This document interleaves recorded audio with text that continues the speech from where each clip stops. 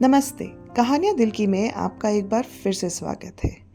कभी कभी ज़िंदगी के कुछ हादसे हमारी ज़िंदगी से कुछ ऐसे रिश्ते ले जाते हैं जिनकी कमी हम कभी भी पूरी नहीं कर सकते। उनके जाने के बाद वो जो खालीपन आता है उसको भरना, उसको सहन करना बहुत मुश्किल हो जाता है।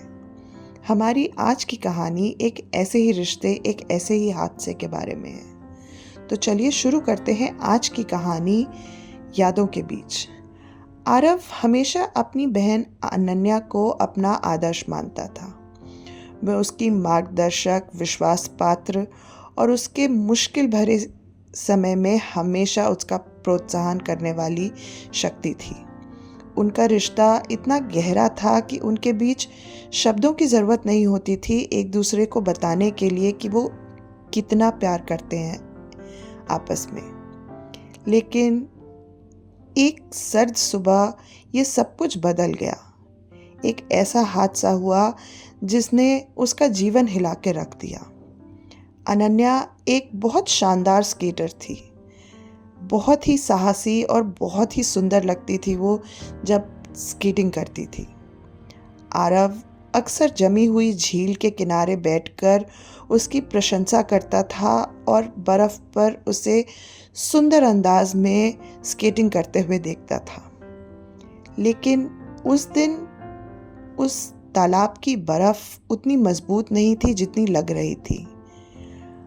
आरव किनारे खड़े होकर अपनी बहन को स्केटिंग करते हुए देख रहा था और उसके प्रोत्साहन के लिए जोर से तालियां बजा रहा था जब अचानक बर्फ टूटने की तेज आवाज गूंजी और अनन्या के पैरों के नीचे की बर्फ टूटकर झील में चली गई। बर्फ टूटने की आवाज के बाद अनन्या की चीख उस पूरे माहौल में गूंज गई। उसके बाद के पल धुंधले थे। बचाव कर्मियों ने बहुत कोशिश की लेकिन सब कुछ बेकार था।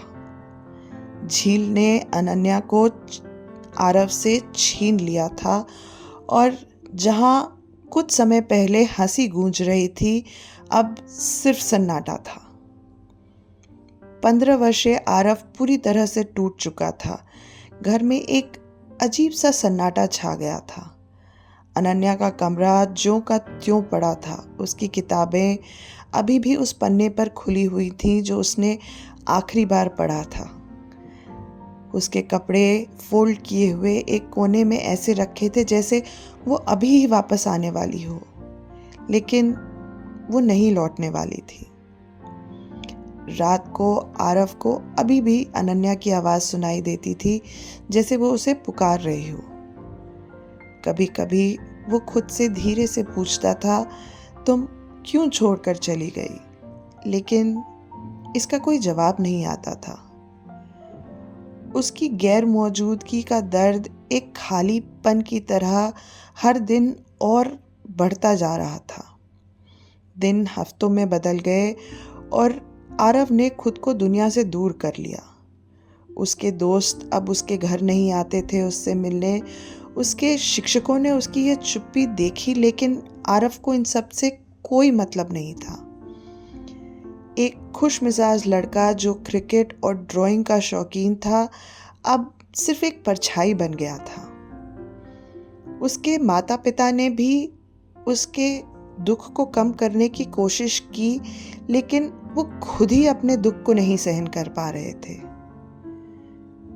इस दुख के बाद धीरे धीरे क्रोध ने उसके अंदर जगह बना ली। ये क्यों हुआ? ब्रह्मांड ने ऐसा क्यों किया? उसकी बहन को क्यों छीना? ये सवाल उसके दिमाग में हर समय घूमते रहते थे। अब वो स्कूल में लड़ाई झगड़े करने लगा था। उसके अच्छे दोस्त भी अब उससे बात करना छोड़ चुके थे। उसकी माँ सुनीता ने उसको समझाने की कोशिश की, लेकिन वो अपने दुख में खुद ही इतना खोई हुई थी कि वो आरव को नहीं संभाल पा रही थी। एक शाम जब आरव अनन्या के कमरे में उसकी चीज़ों को देख रहा था तो उसे उसकी डायरी मिली। पुराने कवर को सहलाते हुए कांपते हाथों से उसने उसे खोला। पन्ने दर पन्ने अनन्या के विचार उसको देख रहे थे। अपने परिवार का स्केच, आरव के लिए लिखे प्यार भरे शब्द, उसने ये एक पन्ना खोला जहाँ पे वो रुक सा गया, जहाँ पे अनन्या ने लिखा था कि वो कितनी खुश है कि आरव जैसा भाई उसे मिला और उसे उस पर कितना गर्व है। इस 2 लाइन ने आरव को अंदर तक झकझोर सा दिया। चाहे जितनी भी मुश्किलें आए, लेकिन मैं जानती हूँ कि आरव हमेशा उनसे आगे बढ़ जाएगा। उसमें एक ऐसी ताकत है जो वो खुद नहीं देख पाता है। उस रात पहली बार आरव रोया। अपनी बहन को खोने का दुख, उन अनकहे शब्दों का पछतावा, वो पल जो अब वो कभी भी नहीं उसके साथ बिता पाएगा, उन सब के लिए रोया। जब उसका रोना आखिरकार रुका तो उसे एक हल्केपन का एहसास हुआ पहली बार, जैसे अनन्या अभी भी उसके साथ है, उसके शब्दों के जरिए। अगले दिन आरव ने अपनी एक खुद की डायरी बनाई जिसमें वो अनन्या को पत्र लिखता था, अपने दिन के बारे में, अपनी परेशानियां, अपने दुख, अपनी मुश्किलों के बारे में। ये लिखना उसका बहाना बन गया था अनन्या से बात करने का, उसको अपने साथ अभी भी रखने का। पर दर्द इतनी आसानी से और इतने सीधे तरीके से नहीं जाता है। वो वापस आ ही जाता था, कभी कभी गुस्से के रूप में, कभी कभी एकदम बिस्तर से ना निकलने की दर्द में।